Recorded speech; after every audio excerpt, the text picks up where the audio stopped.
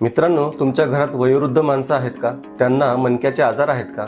किंवा घरामध्ये पाय घसरून पडल्यामुळे त्यांना मणक्याचे फ्रॅक्चर झाले आहे का? नमस्कार मित्रांनो, मी doctor Vishal Gunjal, spine and pain specialist. आज आपण माहिती घेणार आहोत व्हर्टिब्रल कॉम्प्रेशन फ्रॅक्चर्सची. मित्रांनो, असे होते की वयानुसार आपल्या मणक्याची हाडे किंवा शरीरातील हाडे ठिसूळ होत चालतात. त्यामुळे त्यांची ताकद कमी होते आणि साधे जर्क्स बसल्याने किंवा साधे घरात पडल्याने किंवा काही मार लागल्याने मणक्यातील हाडांना फ्रॅक्चर होऊ शकते, ज्याला आम्ही व्हर्टिब्रल कॉम्प्रेशन फ्रॅक्चर असे म्हणतो. बरेचसे सारे फ्रॅक्चर हे केवळ रेस्ट, मेडिसिन्स यासारख्या उपचारांनी बरे होऊ शकतात. मात्र जर वेदना जास्त असतील तर त्यामध्ये ॲडव्हान्स पेन मेडिसिनमध्ये व्हर्टिब्रोप्लास्टी किंवा कायफोप्लास्टी यासारखे देखील उपचार उपलब्ध आहेत. मात्र स्पायनल कॉर्डला इजा होत असेल किंवा काही न्यूरोलॉजिकल सिम्पटम्स डेव्हलप होत असतील किंवा रुग्णाच्या वेदना जर वाढत असतील, त्यावेळेस मात्र रुग्णाला सर्जरीचा सल्ला दिला जातो. यासाठी प्रिव्हेन्शन इज द बेस्ट. आपल्या वयोवृद्धांची काळजी घ्या आणि मणक्याचे फ्रॅक्चर होऊ देऊ नका.